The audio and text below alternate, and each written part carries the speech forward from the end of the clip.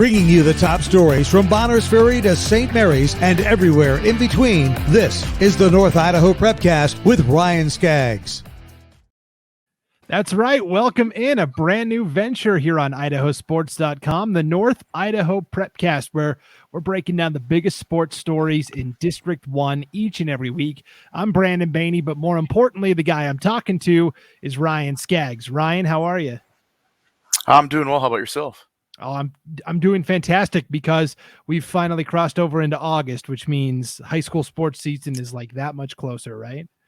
Yeah, we're like, a week away. So yeah, it's an exciting time up here. Yes, practices will start next week at some schools. And so, yeah, it's super exciting time. So this is a new idea, a new concept we've created this year at IdahoSports.com, trying to regionalize things a little bit, because in the past, we've kind of just covered everything as a blanket. And when that happens, certain areas get neglected sometimes. And I know up north, especially, there's a lot of good quality teams and players and stories that have fallen through the cracks over the years. So we wanted to give those teams up north an outlet each week where we're going to talk about, those Coeur d'Alene schools. We're going to talk about Sandpoint, Bonners Ferry, St. Mary's, all the District 1 schools that are up in North Idaho. I think this is going to be great. Yeah, and I don't think it's by anybody's fault that it has kind of slipped through the cracks. I think it's more just along the lines of geographically where the North Idaho, where the IdahoSports.com staff has been. It's just kind of they've all been located a little bit down south, and now that that's changed, I think it's going to be a little bit bigger benefit, obviously, for the fans and the parents and the athletes up here in North Idaho.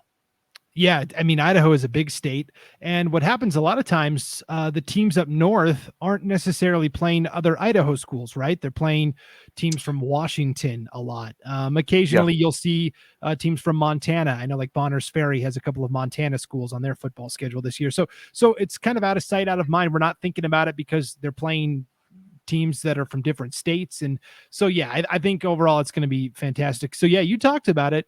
In the past, IdahoSports.com hasn't really had that footprint up north, but we've got you on board now, Ryan, and tell us a little bit about yourself. Yeah, so obviously I live here in Coeur d'Alene. I've been in Coeur d'Alene since 2015, but grew up in the area. I mean, I was born in Idaho, but I lived in Boise as a kid, and then moved to the Lewis-Clark Valley in 1990. So, I mean, grew up in Lewiston and Clarkston for pretty much my entire life. So, pretty familiar with the area. I was a multi-sport athlete in high school. Got into coaching at a very young age. I think I was 19 when I got hired for my first coaching job, coaching freshman football. So it was kind of a baptism by fire at a young age, but I coached at the either junior high or high school ranks for 15 years. So got a chance to really get to know a lot of the folks that are still coaching today. Not to age myself as a geezer or anything by any means, or call some of those more experienced guys that are out there old, but just getting to know a lot of the people that are around and great folks. Coaching multiple sports too. I mean, I coached football, wrestling. I even coached tennis, which I don't look like a tennis guy necessarily, but I coached tennis for 5 years, and I really made some awesome relationships with some really great people. Well, that tennis expertise is going to come in handy in the spring because, Sandpoint, Coeur d'Alene Charter, I feel like, is always good in tennis. Clark Fork had a pretty good doubles team last year. So, tennis season will be exciting to talk about as well. So you mentioned the IEL's underrated, I think. Moscow's had a great team too, and Lewiston's always been solid. There's some great spring sport athletes and coaches up here that really does get kind of slighted a little bit, to be honest. Yeah, for sure. So yeah, this is the North Idaho Prepcast, where we're mostly going to be talking about the schools that are in District 1, but in a lot of the conferences, Districts 1 and 2 are combined in terms of leagues and conferences. So we're definitely going to get that crossover and talk about some of those District 2 schools like Lewiston and Moscow and Grangeville and schools like that. So there's a little bit of crossover there. Let's talk about, your background. You mentioned you were a multi-sport athlete, football. What else did you play? Wrestling and track. Okay. So I didn't play tennis in high school. So I actually picked that up. I picked that up in college and just kind of goofing off with my buddies. And essentially my winter sport was the first one that always ended. And so the school that I was at the time, I was in Pullman. Um, they kind of got desperate for an extra body. They needed somebody with a pulse and a background check to essentially help out the head coach. And so they're like, "Hey, do you want to be an assistant tennis coach?" And I'm like, I mean, I don't really know much about it. And it's like, "Oh yeah, you're fine. You'll learn." And kind of threw me in the fire. And Pullman is one of the better teams in the state of Washington for tennis. And the coach was Andy Boyd at the time. And so I fell into that one. That was not necessarily my goal to ever coach tennis, because I did, like I said, had the track background and then played baseball in the summers and stuff. But no, sports has always been a huge part of my life, and something I'm very passionate about. Just the opportunities that it offers kids, not necessarily for scholastic, like post scholastic, opportunities in college and everything. Just opportunities for building relationships and teamwork. And my favorite sport's obviously football. I mean, that's where my passion really is, because it's the ultimate team sport. But yeah, I mean, kind of having that opportunity to fall into having sports be a big part of my life and who I was in my growth process, is definitely been pretty awesome. I'm pretty blessed. So you coached in Pullman, and you've coached in Idaho as well, right? Yeah, I coached at Lakeland for 4 years, and then I'd coached in Clarkston, Washington as well. And so I've kind of been a little bit around the inland Northwest, as far as the coaching ranks go. And I actually started when I was in college, kind of doing stuff. I was coaching junior high football and fell into broadcasting play-by-play and for a radio station locally.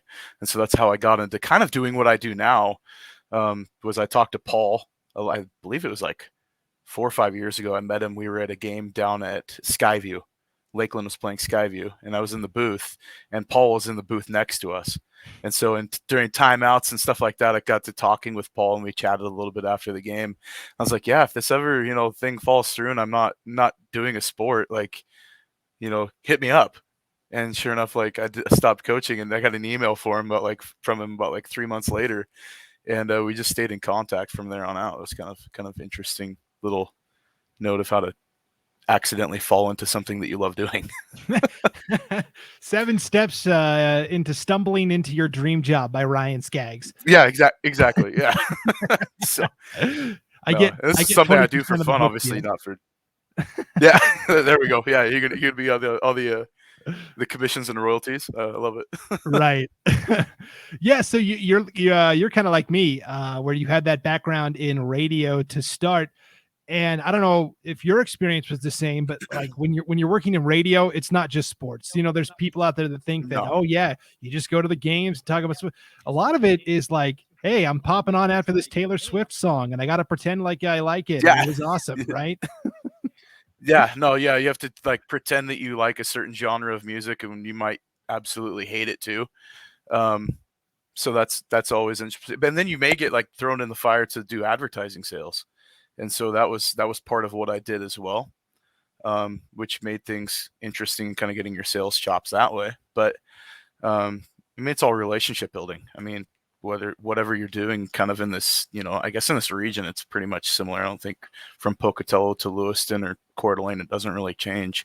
That it's sometimes your biggest opportunities are a derivative of your relationships that you build with people, and just being willing to talk to somebody new. And yeah, so it's I've had to do it all. I've had to run board during live remotes from a car dealership, to doing live remotes from the parking lot of a gas station for their grand opening, and embarrassing some teenage kid for concert tickets. Like, I've had to kind of run the gambit of everything. Yeah, those remote broadcasts are always fun. You're at some random business for like, I don't know, 2 or 3 hours and trying to promote things. And yeah, I don't miss that part of it for sure. It's nice to be able to. Absolutely not.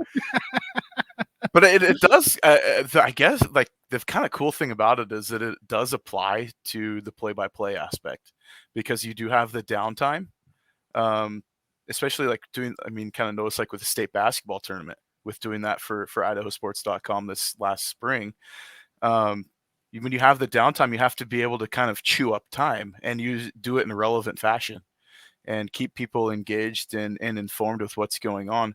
You're basically a salesman for the event still, while you're waiting for the action to start back up again. And so there is a lot of those aspects, I think, that transfer from one to the other. But it definitely lends itself to putting out a quality product too. You have to be able to sell what you're doing vocally, not just with, saying the right thing at the right time, but you have to carry the interest with you. And I mean, I see yourself, I listened to your broadcast of that St. Mary's game, in the state tournament, man. It was, I mean, the excitement you get into it too, and it's awesome. And it makes for a great listening experience for, fans and kids that want to come back and listen to their broadcast and hear their name called. And I mean, there's so much to it that's more than just, oh yeah, I do a football broadcast. Like some of these kids, like, no, you're like showcasing all of the hard work that they've put in for the last, 7-8 weeks, or 11 years even, for some of these kids that might be a senior. And that's like an opportunity, like, I finally recognized, like they finally get it. And that's what makes what we do so fun. Yeah, and you talked about that St. Mary's boys basketball team. So yeah, I did the 2A boys state basketball tournament this past year, and I've done sports play-by-play in Montana, Wyoming, Nebraska, and now Idaho, and that is like at the top of the list of like greatest moments, best things I've covered. Like what a game! I mean, come on. And and for that those was an that awesome maybe finish. That was such an awesome game.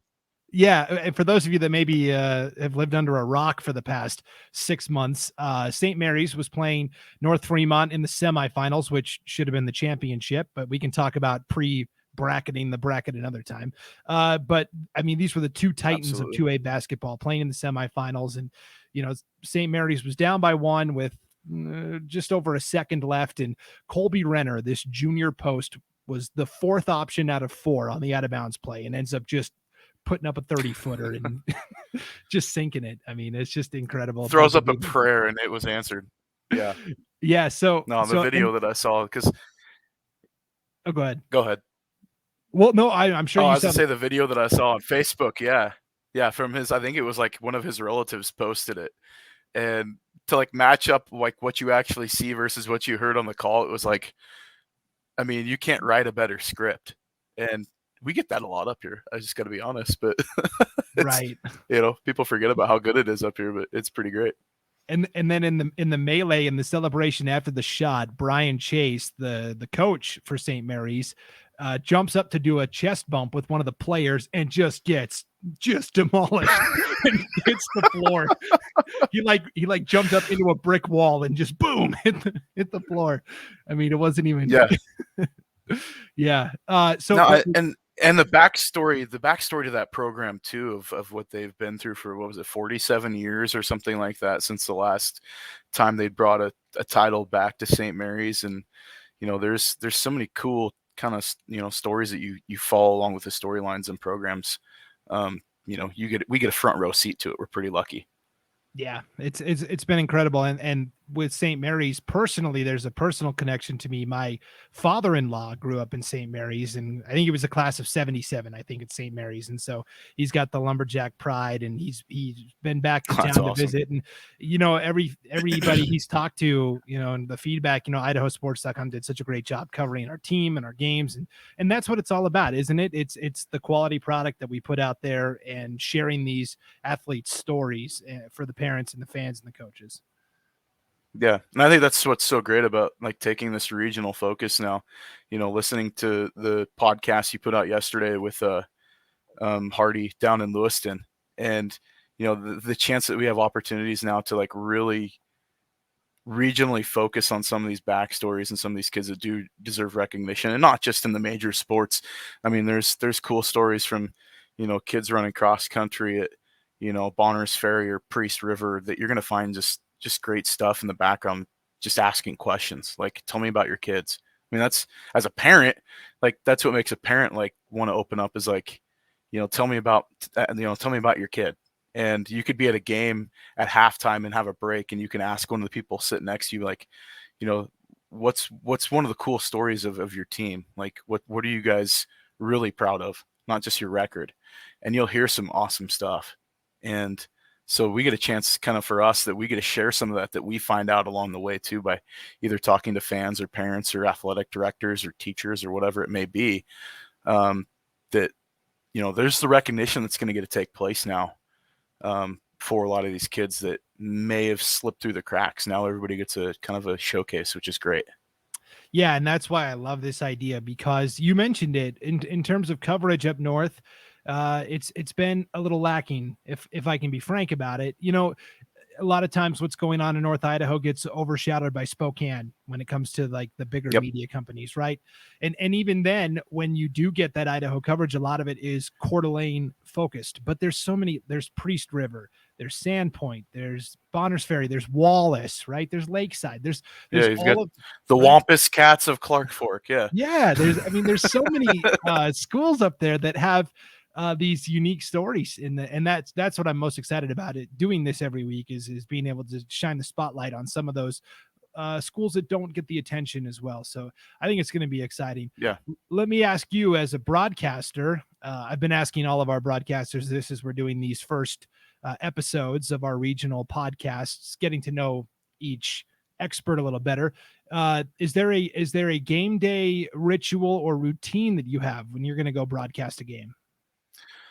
Oh man, I know that I had like my routine that I would do as a coach. As a broadcaster, I like to get there a little early, and make sure that I'm set up probably about an hour or so before, and then go down and talk to coaches or talk to fans or talk to kids, and just say, like, tell them that I'm happy to be covering the game.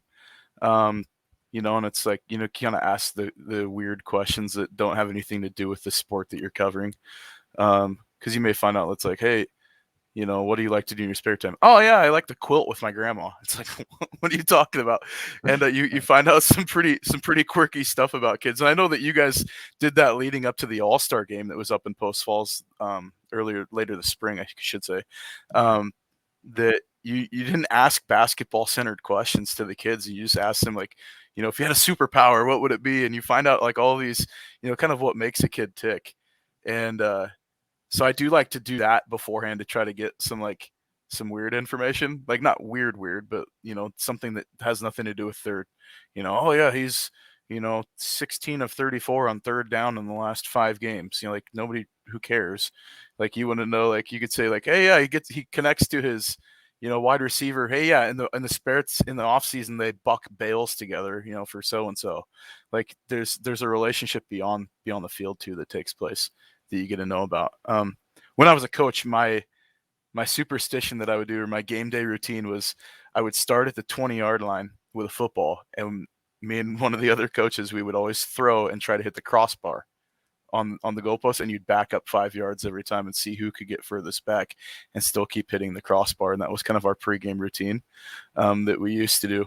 And it was just kind of something to keep things light as a coach. But obviously as a broadcaster, it's kind of like, well, what would I do now that kind of is similar to doing it? And it's really just, I do homework ahead of time. Like I will go into a broadcast with my cheat sheets that'll have like the important facts or information that I need to know. So I try to be prepared for a broadcast, common opponents, knowing all that stuff, how they did, what kind of offense they run, what kind of defense they're going to be lining up in.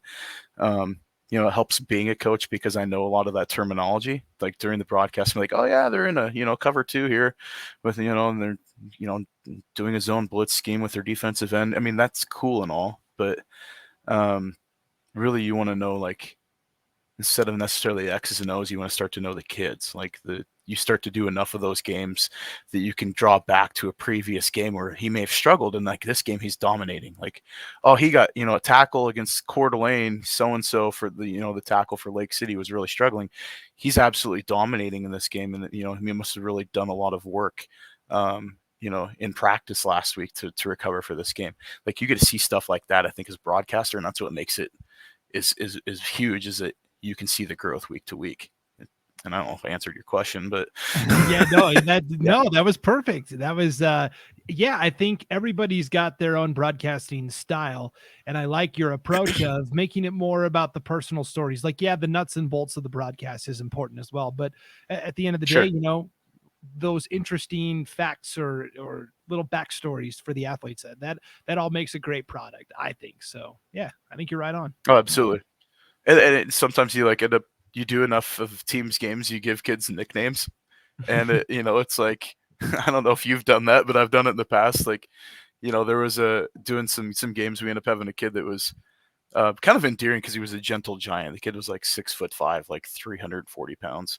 There was an athlete in Clarkston, and we kind of gave him a nickname in one game, and it stuck. And then his team found out about it, and then he couldn't live it down the rest of his high school career. And it was just something because he was named after, my partner in the booth named him after a hamburger at a local drive-in, and that was his nickname, and it kind of stuck. And it wasn't to make fun of the kid, because it was he's huge, and the burger was the name of something that was really big, and I can't even remember it now. But I think it was Big Ranch or something like that, and it just kind of stuck with him forever. It was pretty funny. Yeah, it's gonna be a lot of fun getting to talk to you each week, because you've got good stories. I know you do, and so that's gonna be fun. Oh yeah, there's a lot there. This is gonna be so fun. I think for a debut episode, this has been great. Next week is when we're really gonna start diving into looking at some of the top football teams who are going to be some of the top athletes. Soccer is going to start in 10 days, with regular season competition. So it's going to be exciting. And you've got some stalwarts in pretty much all sports. I mean, you could cover from volleyball to soccer to football up here. You've got title contenders or defending champs in District 1. So there's some successful programs up here that deserve to be talked about. Yeah. And I'm happy to be able to be put in that position to share those. I mean, talk about it and really get them showcased. Yeah, I can't wait to get started. Until then, you can go to our website, IdahoSports.com. We are getting all of the fall sports schedules uploaded. All the football schedules are in, most of the soccer ones, and then we're still working on volleyball, but also our statewide football previews. We do a detailed team preview for every single football team in the state of Idaho, and we've got about half of those up on the website as well. So, and just keep checking back, because we're adding more and more every day. It's going to be great. The District 1 Prepcast, the North Idaho Prepcast, couple of ways you can get it.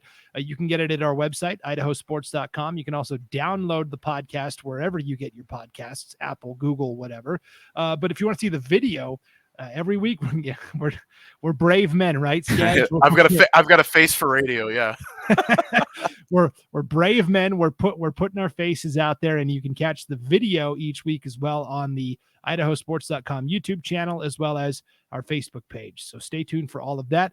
And each week, your District 1 breakdown right here on the North Idaho Prepcast with Ryan Skaggs. I'm Brandon Baney. Thanks for tuning in, everybody. We'll see you back here next week.